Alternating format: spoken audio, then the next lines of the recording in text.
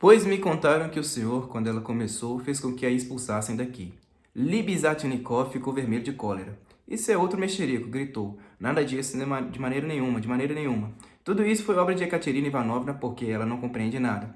Se calhar fiz alguma vez a corte, a Sofia Ivanovna não? Eu apenas procurei instruí-la de uma maneira completamente desinteressada, mas esforçando por despertar nela a atitude de protesto. O meu único fim era o protesto, e a própria Sofia Semyonovna compreendeu muito bem que não podia continuar aqui. Destinava-se à comuna, não é verdade? O senhor faz chacota de tudo e de maneira que não vem nada a propósito. Deixe que lhe diga. O senhor não entende nada. Na comuna não existe essa profissão. A comuna funda-se para que não haja essa profissão. Na comuna, essa profissão perde todo o seu significado, e o que aqui é uma coisa estúpida, ali é inteligente. E o que aqui, nas circunstâncias atuais, é antinatural, ali é algo naturalíssimo. Tudo depende do ambiente, do meio em que o homem se encontra. Tudo consiste no meio. O homem em si não é nada. Me dou agora muito bem com Sofia Ivanovna, o que deve servir para lhe mostrar que ela nunca me considerou nem seu inimigo nem seu ofensor. Aí é que está. Agora procura atraí-la para a comuna, mas com outro objetivo absolutamente. Porque ri? Nós queremos estabelecer a nossa comuna especial, mas sobre bases mais amplas que as anteriores. Nós vamos mais longe. Se Dobrolyubov,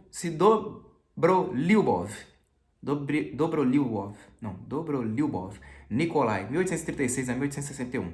Poeta, crítico e publicista russo pertencente ao campo dos democratas revolucionários. Se Dobrolyubov pudesse levantar do túmulo, teria muito o que ver. E Bielinski também teria de nos ouvir. Bielinski, Vissarion, 1811 a 1848, figura de ideias socialistas proeminentes no mundo intelectual russo. E Bielinski também teria de nos ouvir. Mas o momento contínuo é instruir Sofia Semyonovna. Tem uma belíssima alma, belíssima. Claro, e o senhor se aproveita dessa alma belíssima, não é? Não é? Não? Não, oh não, pelo contrário. Bem pelo contrário, é ele quem diz. E pode me acreditar, porque eu teria com segredinhos com o senhor que fazer o favor de me dizer? Quer fazer o favor de me dizer? E pode me acreditar, porque eu teria com segredinhos com o senhor, quer fazer o favor de me dizer? Pelo contrário. Um diálogo difícil. Eu mesmo acho isso estranho. Ela age de maneira um pouco forçada comigo, parece tímida e envergonhada. E o senhor naturalmente vai instruindo-a. Trata de demonstrar-lhe que todos esses pudores são absurdos. Nada disso, de maneira nenhuma. Oh, desculpe, mas que grosseria. O que o senhor compreende da palavra instruir? O senhor não entende nada. Oh, meu Deus, como o senhor está mal preparado. Nós procuramos a liberdade da mulher e o senhor só pensa numa coisa. Deixando de lado a questão da castidade e do pudor femininos, como coisas inúteis e até preconceituosas, eu compreendo plenamente a sua reserva para comigo, porque essa é a sua vontade e o senhor está no seu direito. Claro que se ela me dissesse, quero que sejas meu, eu então consideraria isso como um grande triunfo, porque a moça me agrada muitíssimo, mas até agora, nunca ninguém a tratou com mais deferência e respeito do que eu, com mais consideração pela sua dignidade. Eu aguardo e espero, eis tudo. O senhor deve oferecer-lhe de vez em quando algum presentinho. Eu poderia jurar que o senhor nunca se lembrou disso.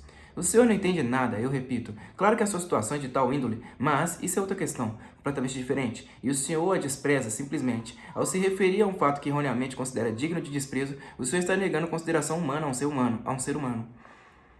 O senhor ainda não conhece a sua natureza. A única coisa que me dói é que nos últimos tempos ela deixou de ler e já não me pede livros. Antes eu os emprestava. Também tenho pena que, apesar de toda a sua energia e resolução para protestar, que já revelou uma vez, tem ainda uma certa falta de firmeza, por assim dizer, falta de independência, pouca decisão para romper de uma vez com todo o gênero de preconceitos e estupidez. Mas apesar disso, ela compreende muito bem algumas questões. Compreende magnificamente, por exemplo, a questão do beija-mão, isto é, que um homem ofende moralmente uma mulher ao beijar a mão. Essa questão foi muito discutida entre nós e eu a expus logo a ela. Escutou também com muita atenção tudo o que diz respeito às associações operárias da França. Agora ando tentando explicar a ela a questão referente à entrada livre nos quartos da sociedade futura. Que questão é essa? Uma questão que ultimamente tem sido muito discutida. Se um membro da comuna deve ter ou não o direito a entrar a qualquer hora no quarto de outro membro, homem ou mulher, acabou por ficar decidido que sim, que tinha. Mesmo que nesse preciso instante estivessem envolvidas com alguma necessidade imprescindível? Andrei Semyonovitch acabou se aborrecendo. O senhor vem sempre com essas malditas necessidades, exclamou mal-humorado. Que raiva me dá e como me contraria que ao expor-lhe o sistema mencionasse antes essas malditas necessidades, raios me partam. Essa é a pedra de toque para todos os que se parecem com o senhor. E o pior de tudo é que se põe a falar antes de se informarem do assunto a fundo. Quem o ouvisse diria que tem razão.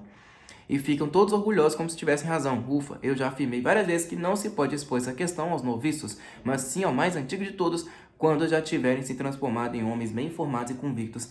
Além disso, pode me dizer o que vê de tão vergonhoso e desprezível nas retretes? Eu sou o primeiro a me dispor a limpar todas as retretes que o senhor quiser. Não há o menor sacrifício nisso. Isso é simplesmente um trabalho, uma atividade honesta, útil à sociedade, tão digna como qualquer outra e até mais elevada do que a de um Rafael ou Pushkin, já que é mais útil. E mais nobre, mais nobre. O que significa ser mais elevada? Eu não compreendo tais expressões aplicadas a um determinado trabalho do homem. Mais nobre, mais generoso, tudo isso são absurdos, tolices, velhas palavras preconceituosas que eu abomino. Tudo o que é útil à humanidade é nobre. Eu só compreendo a palavra útil. Ria o que quiser, mas é assim. Piotr Petrovitch ria a valer. Já acabara de contar a guardar o dinheiro, embora ainda houvesse um resto sobre a mesa. Aquela questão das retretes várias vezes já fora motivo de ruptura e de desentendimento entre Piotr Petrovitch e o seu jovem amigo, apesar da sua vulgaridade. A estupidez do caso era que Andrei Semyonovitch chegava a ficar zangado a sério. Luzhin, pelo contrário, aliviava-se um espírito e agora sentia uma vontade especial de irritar Libizhatnikov. O senhor está assim tão mal-humorado por causa do seu fracasso de ontem, exclamou finalmente Libizhatnikov, o qual, para falar em termos gerais, apesar de toda a sua independência e de toda a sua atitude de protesto, parecia não ousar enfrentar a Piotr Petrovitch e ainda sentia um pouco daquele respeito que em outra época tivera por ele. Deixe para lá essas coisas e me diga, interrompeu o Piotr Petrovitch altivamente com maus modos. Se poderia, ou para melhor dizer, se realmente tem tanta amizade para essa moça que há pouco se referiu, poderia pedir a ela que venha aqui um momento. Segundo parece, já regressaram todos do cemitério. Ouvi barulho de passos. Gostaria muito de falar com essa criatura. O senhor, por quê? Perguntou Libizhatnikov assombrado. Sim, tenho necessidade. Tenho de ir embora hoje ou amanhã e gostaria de dizer a ela. Aliás, pode assistir ao nosso encontro. Até será melhor, sabe? Deus o que o senhor pode imaginar. Eu não imagino absolutamente nada, só lhe pergunto se deseja isso realmente, porque nesse caso nada mais fácil do que trazê-la aqui. Eu venho já, pode ficar descansado que não os incomodarei. De fato, 5 minutos depois, Libizhatnikov já estava ali outra vez com Sonyetka. Ela entrou muito espantada e, como de costume, no maior sobressalto. Ficava sempre muito sobressaltada nestes casos e tinha sempre muito medo de encontrar caras novas e novos conhecimentos. Desde a infância que os temia e agora mais do que nunca. Piotr Petrovitch recebeu-a afetuoso e cortês, embora com certos laivos de familiaridade alegre que, em sua opinião, ficava muito bem a um homem tão respeitável e sério como ele, no trato com uma pessoa tão nova e, em certo sentido, tão interessante como aquela. Apressou-se a animá-la e a fez sentar junto da mesa em frente a ele. Sônia sentou-se e olhou ao redor, fixando o olhar em Libizhatnikov, no dinheiro que ficara em cima da mesa, e depois voltou outra vez a olhar para Piotr Petrovitch, e não desviou mais os olhos dele como se alguma coisa os fixasse sobre sua figura. Libizhatnikov fez menção de se dirigir para a porta. Piotr Petrovitch levantou-se, fez sinal a Sônia para que continuasse sentada e interrompeu Libizhatnikov, que ia já saindo.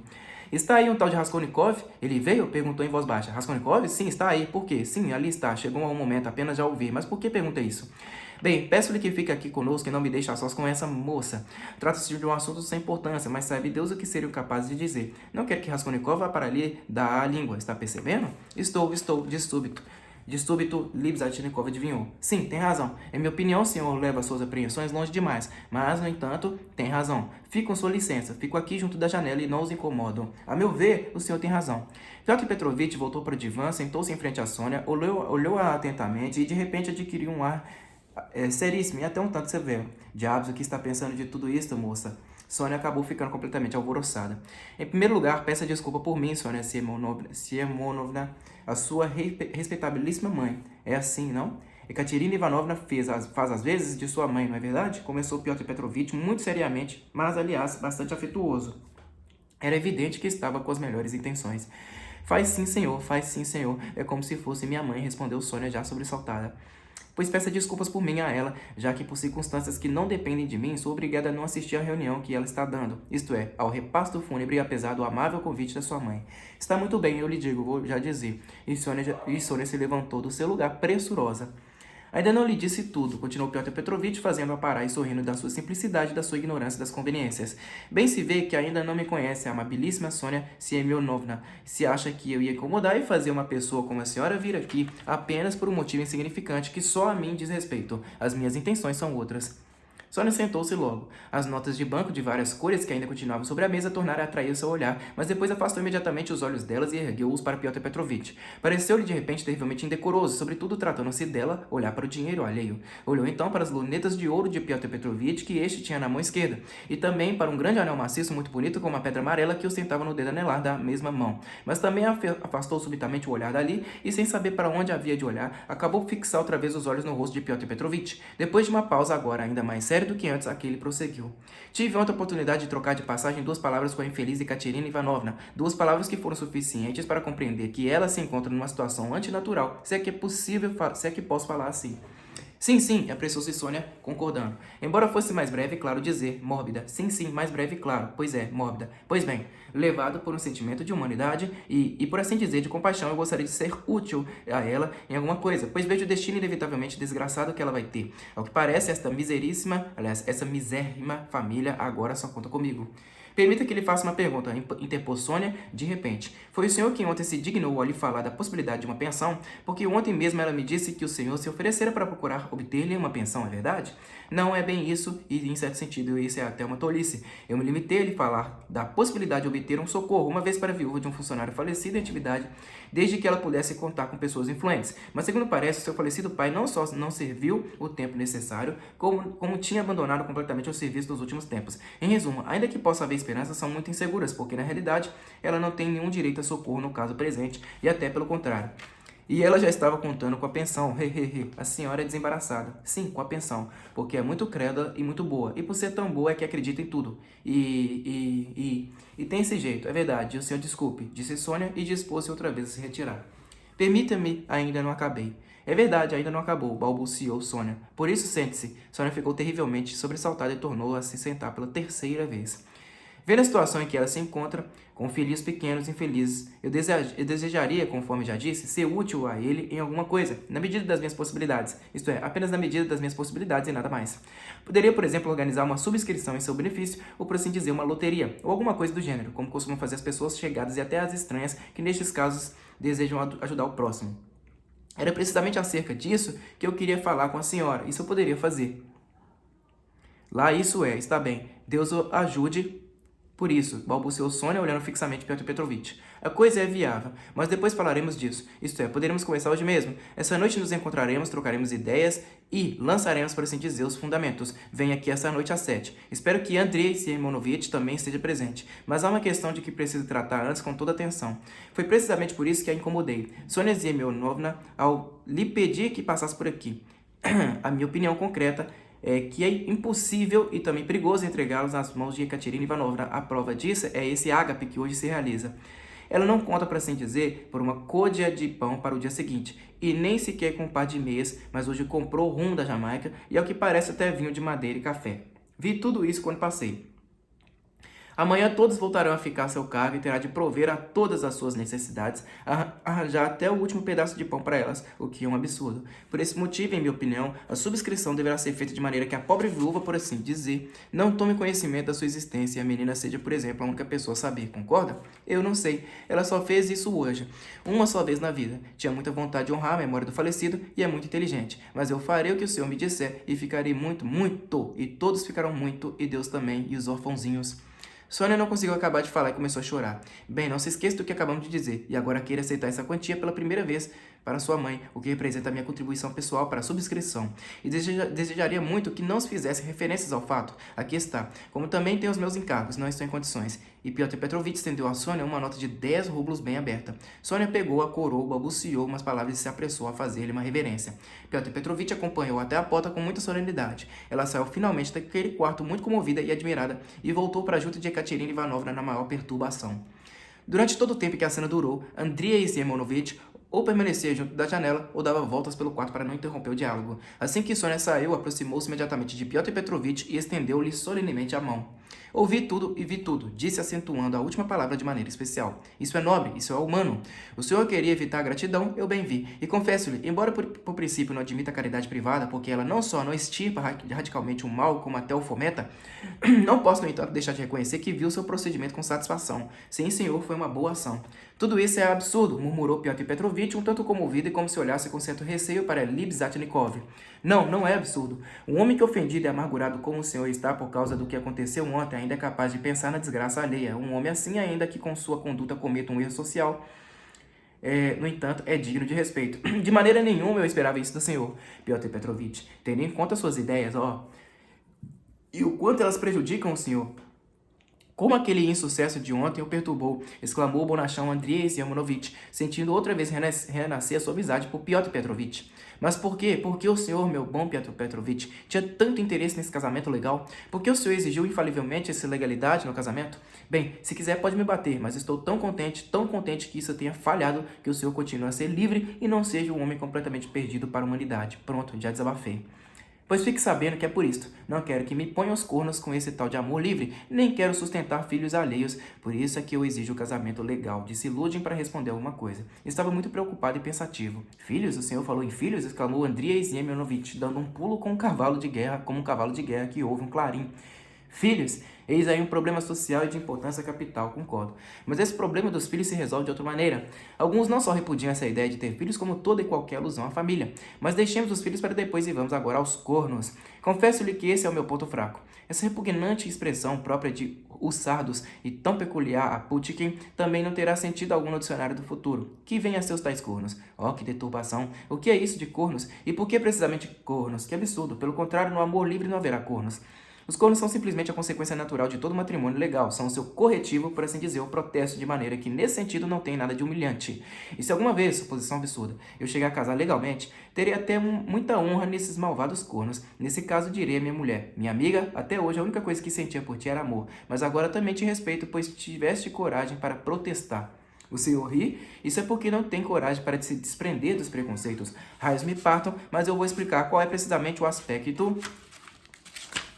desagradável de ser enganado no casamento legal, mas isso é simplesmente a ver consequência de um ato relés no qual são ambos humilhados.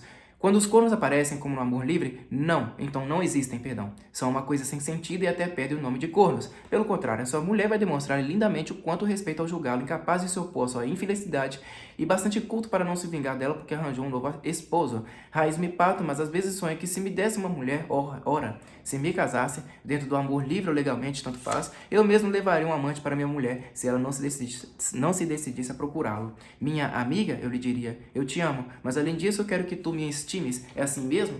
Está certo ou não está? Piotr Petrovitch pôs-se a rir enquanto o escutava, mas sem nenhum prazer especial. Não tinha prestado uma grande atenção nele. De fato, parecia pensar noutra coisa, e o próprio Libzhatnikov acabou reparando nisso. Tudo isso Andrei Semyonovitch recordou mais tarde. Capítulo 2. Seria difícil apontar com precisão as razões pelas quais, na cabeça alterada de Ekaterina Ivanovna, se arraigou a ideia daquele disparatado festim. De fato, nele se foram quase 10 rublos dos 20 de que Raskolnikov lhe entregara precisamente para o enterro de Marmeladov. Talvez Ekaterina Ivanovna se sentisse na obrigação de honrar a memória do falecido como devia ser, para que todos os vizinhos, a começar por Amalia Ivanovna, ficassem sabendo que o falecido não só não era de classe inferior a deles, mas até muito superior, e que ninguém ali tinha direito de o menosprezar. Também pode ser que, em grande parte, tivesse obedecido a esse orgulho especial que faz com que, em algumas cerimônias sociais obrigatórias para todos, dentro dos nossos costumes de vida, muitos pobres esgotem as suas últimas forças e até o último copeque apenas para não fazerem pior do que os outros e os outros não fazerem má opinião sobre eles. É também provável que Ekaterina Ivanovna desejasse nessa ocasião, precisamente nessa ocasião em que ficara só no mundo, demonstrar a todos aqueles insignificantes e antipáticos vizinhos que ela não só sabia viver e receber as pessoas, como até fora educada para aquela vida, pois fora criada numa casa nobre e pude até se dizer aristocrática, na casa de um coronel, e portanto não nascera para esfregar o chão e lavar à noite os trapinhos dos seus filhos. Estes paroxismos de vaidade costumam acontecer com as pessoas mais pobres e desvalidas e às vezes se tornam uma necessidade irritante e irresistível. Mas Ekaterina Ivanovna não era a pessoa que se deixasse abater. As circunstâncias podiam oprimi-la, mas abatê-la moralmente, isso é, amedrontá-la e subjugá-la à dor, nunca. Além disso, conforme Sonietka dissera com muito acerto, ela estava meio transtornada. É claro que isso não era uma coisa que se pudesse desde já afirmar de maneira categórica, mas era verdade que já fazia algum tempo que a sua pobre cabeça sofria tanto que não tivera outro remédio senão ressentir-se até certo ponto. A violenta evolução da tísica, como os médicos diziam, contribuíra também para a perturbação das suas faculdades mentais. Não havia vinho em abundância de marcas variadas. Madeira, tampouco. Tinham exagerado, mas havia vinho de fato. Também havia vodka, rum e porto, tudo de classe inferior, mas em quantidade suficiente. E quanto a iguarias, além da torta de arroz, havia 3 ou 4 pratos, entre eles um de filhós, tudo preparado na cozinha de Amália Ivanovna, e além disso viam-se também em fila 2 samovares para servir chá e ponche depois do repasto. Os aperitivos tinham sido preparados pela própria Ekaterina Ivanovna, ajudada por um dos convidados, um certo polaco famélico que só Deus sabe por que vivia na casa da senhora Lipweschel, e que se ofereceu logo para ajudar a Ekaterina Ivanovna, que durante o dia anterior e toda aquela manhã andaram numa correria, abanando a cabeça e de língua de fora, esforçando-se especialmente, segundo parecia, para que esse último pormenor não passasse em branco. Consultava logo a Ekaterina Ivanovna a propósito de qualquer minúcia e corria para buscá-la no Gostiny Dvor, e chamava-a a todo instante Pani Joruntina, senhora tenenta em polonês, e acabou finalmente por incomodá-la terrivelmente, embora no princípio ela tivesse dito que, se não fosse aquele homem prestativo e bondoso, não sabia como teria se virado. Era próprio de Ekaterina Ivanovna pintar imediatamente a primeira pessoa que ele aparecesse no caminho com as cores mais belas e simpáticas, elogiá-la com o exagero que às vezes a desconcertava e inventar para louvá-la diversos detalhes que de fato não existiam, acreditando com a mais absoluta boa-fé na sua realidade, depois de repente ficava desiludida, condenava ao desprezo e a expulsava do seu convívio essa pessoa que ainda umas horas antes lhe inspirara uma verdadeira adoração. Era por natureza uma criatura de gênio alegre, jovial e aprazível, mas devido a contínuas infelicidades e decepções, queria e exigia ardentemente que todos vivessem em paz e alegria e a mais leve desarmonia da vida. O mais significante contratempo logo a afundavam no desespero, e a seguir as mais brilhantes ilusões e fantasias começava a acusar o destino, a quebrar e estragar tudo o que lhe caía nas mãos e a dar cabeçadas contra as paredes. Amália Ivanovna também inspirara repentinamente em Ekaterina Ivanovna uma certa ideia de raro prestígio e estima, talvez apenas por ter realizado este festim e por Amália Ivanovna ter se oferecido com a maior boa vontade para tomar parte nos preparativos. Ela se encarregara de pôr a mesa, de fornecer a toalha, a baixela e tudo mais, e de preparar as iguarias na sua cozinha. Ekaterina Ivanovna deu-lhe todos os poderes e deixou-a em casa enquanto foi ao cemitério. De fato, ficou tudo muito bem arranjado. A mesa foi posta com muito esmero. A louça, os garfos, as facas, as taças, os copos, não há dúvida de que tudo isso era desirmanado de formas e tamanhos variados emprestados pelos vizinhos, mas na hora marcada estava tudo no seu lugar, e Amália Ivanovna, sentindo que se desempenhara bem da sua função, veio receber até com certo orgulho, toda enfeitada com uma touca de fitas pretas e com um vestido de luto, os que voltavam do cemitério. Esse orgulho, embora merecido, por alguma razão desagradou Ekaterina Ivanovna. Afinal, iria parecer que se não fosse Amália Ivanovna, não havia ali quem pusesse aquela mesa. Também não lhe agradou a touca com as fitas novas, só porque a senhoria, e porque por caridade se dignou a prestar auxílio a uns pobres inquilinos, é capaz de estar toda orgulhosa, essa estúpida alemoazinha que não serve para nada, por compaixão. Ora, vejam, na casa do pai de Ekaterina Ivanovna, que era coronel e quase foi governador, se punha às vezes uma mesa para 40 pessoas, de tal maneira que uma Amália Ivanovna qualquer, ou melhor, Ludvigovna, nem sequer na cozinha seria admitida. Aliás, Ekaterina Ivanovna resolveu não deixar transparecer o que sentia, se bem que decidira também intimamente que não havia outro remédio senão dar uma lição em Amália Ivanovna, ainda naquele dia, e recordar a ela o seu verdadeiro lugar. Senão, sabe Deus o que ela seria capaz de imaginar, mas no momento se limitaria a agir friamente com ela. Outro contratempo contribuiu também, em parte, para irritar Ekaterina Ivanovna. Dos vizinhos convidados para o funeral, além do polaco, que também se apressou a ir até lá, correndo, não estava quase ninguém no cemitério. Para o festim, isto é, para a comezaina, só apareceram os mais insignificantes e pobretões, alguns sem sequer se arrumarem, todos esfarrapados. Os mais antigos e mais respeitáveis, todos eles, como se estivessem de acordo, tinham se abstido de ir. Piotr Petrovitch, por exemplo, que podia se considerar o mais importante, não apareceu. E, no entanto, ainda no dia anterior, à noite, a própria Ekaterina Ivanovna se apressara a dizer a todos, isto é, Amália Ivanovna, Polietka, Sônia e o polaco, que ele era um homem muito bondoso, muito generoso, com relações muito importantes e pessoa de posição, que fora amigo de seu primeiro marido e frequentara a casa de seu pai, e que lhe prometera fazer tudo o que estivesse ao seu alcance para arranjar uma boa pensão. Note-se que quando Ekaterina Ivanovna pensava nas relações e na posição social de alguém, o fazia sem interesse algum, sem nenhum cálculo pessoal, de maneira completamente desinteressada, com o coração transbordante de satisfação, por assim dizer, por poder elogiar as pessoas e aumentar ainda mais os méritos de elogio. Além de Lud, provavelmente levado pelo seu exemplo, aquele antipático libertino de Libzatnikov também não comparecera ao repasto fúnebre. Mas o que esse indivíduo teria imaginado? Se o convidamos foi apenas por caridade, também por ser companheiro de quarto e amigo de Piotr Petrovitch. Também não apareceu certa dama importante, com uma filha solteirona, que apesar de estar há apenas 2 semanas na casa de Amália Ivanovna, já por várias vezes se queixara do burburinho e da gritaria que se ouvia no quarto dos Marmeladovs, sobretudo quando o falecido voltava embriagado para casa, o que Ekaterina Ivanovna sabia pela própria Amalia Ivanovna, quando esta, ralhando com ela e ameaçando expulsá-la de sua casa, dizia em altos gritos que eles estavam incomodando uns hóspedes muito distintos, dos quais estavam muito longe de poder chegar aos calcanhares. Ekaterina Ivanovna resolveram então intencionalmente, convidar essa tal senhora e filha, aquelas aos calcanhares das quais estava muito longe de poder chegar, tanto mais que até então, todas as vezes que se encontravam por acaso, ela lhe voltava as costas altivamente, para que ficassem também sabendo que ela pensava e sentia mais dignamente e que a convidava sem se importar com o mal recebido, e para que a visse ainda que Ekaterina Ivanovna não estava habituada a viver em semelhantes lugares. Resolvera com toda decisão ter uma conversa com ela à mesa e falar também de seu falecido pai, o governador, e ao mesmo tempo dar a entender de passagem que isso de voltar-lhe as costas não servia para nada e que considerava isso até uma ingenuidade. Também não apareceu aquele obeso tenente-coronel, na verdade capitão reformado, mas veio a se saber que desde a manhã do dia anterior não podia se levantar.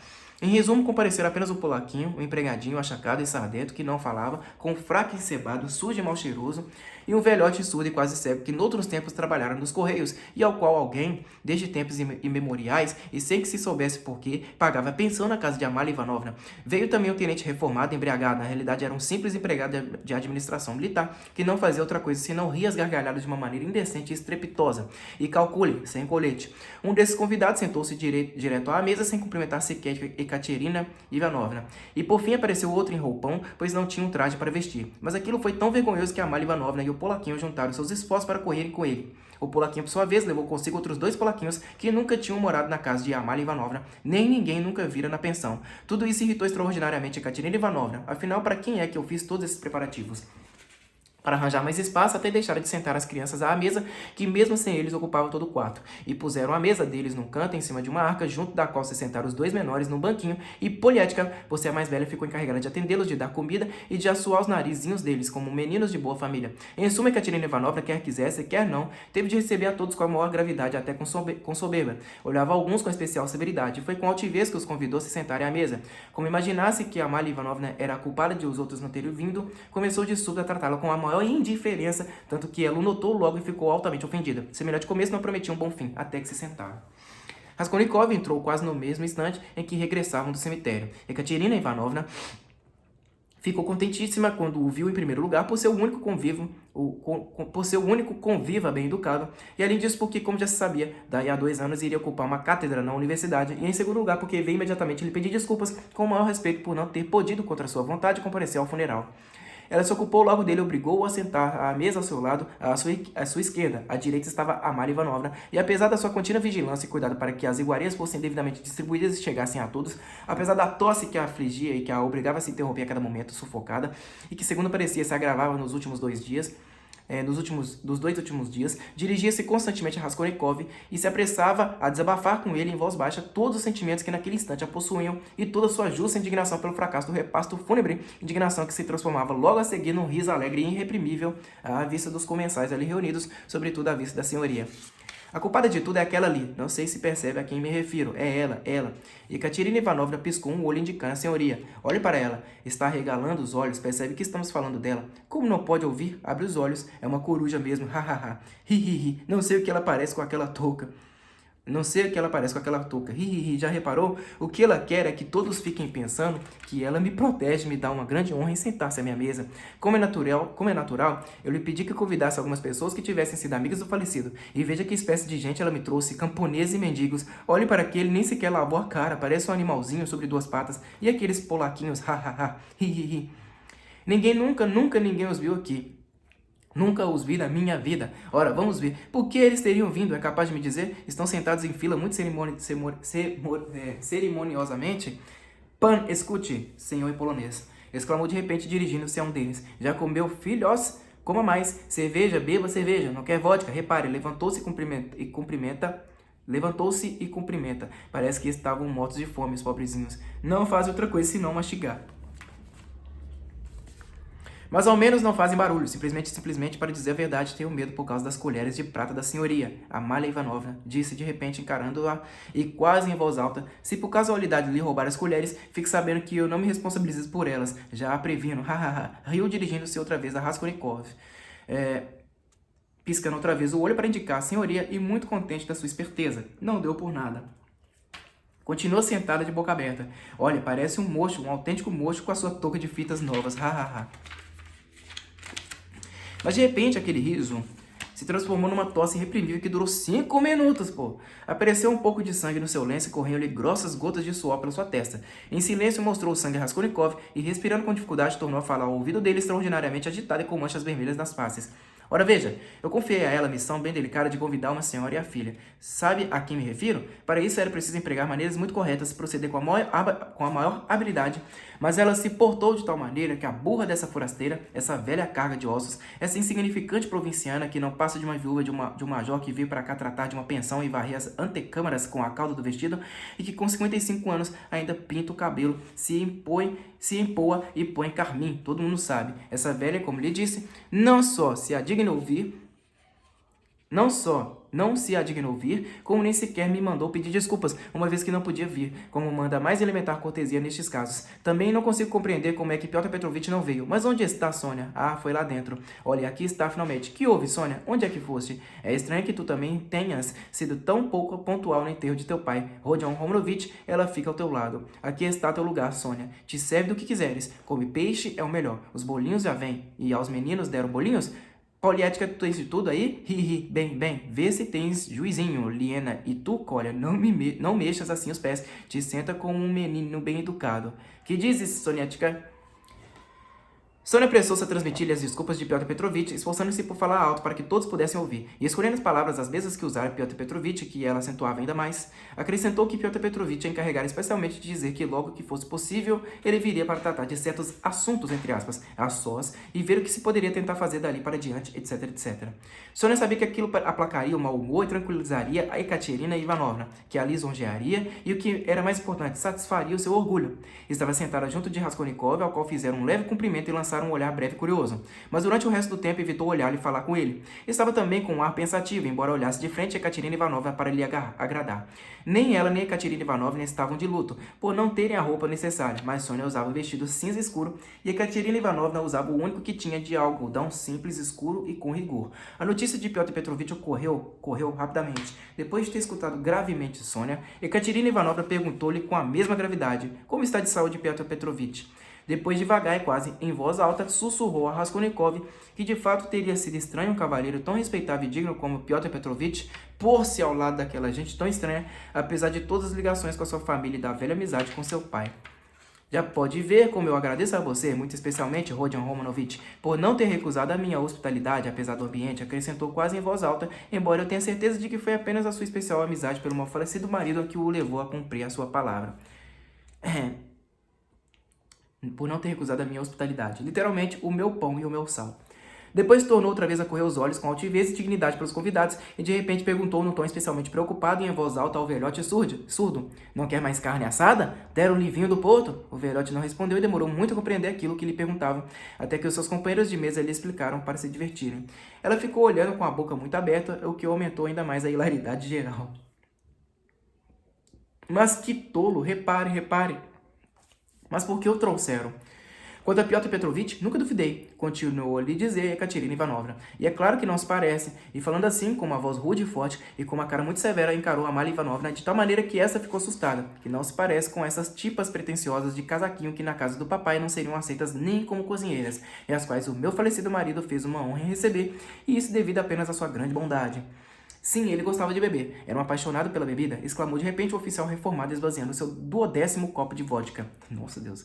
O meu falecido marido, de fato, tinha esse fraco, todo mundo sabe, respondeu de repente Ekaterina Ivanovna. Mas era uma pessoa boa e séria, que gostava da família e a respeitava. O problema é que na sua bondade confiava demasiado em indivíduos relés e sabe Deus os companheiros que arranjava para a bebida, alguns dos quais não valiam nem a ponta do seu dedo mínimo. Calcule, Rodion Romanovich, que encontramos no bolso dele um pequeno galo de pão de especiarias. Andava meio torto na sua bebedeira, mas se lembrava dos filhos. Um galo? Disse, um galo? Exclamou o oficialzinho. Ekaterina Ivanovna não se dignou a lhe responder. Por algum motivo ficou pensativa e suspirou. O senhor há de pensar com certeza como todo mundo, que eu era demasiado severa com ele, continuou dirigindo-se a Raskolnikov. Mas olhe que eu não era. Ele me estimava muito.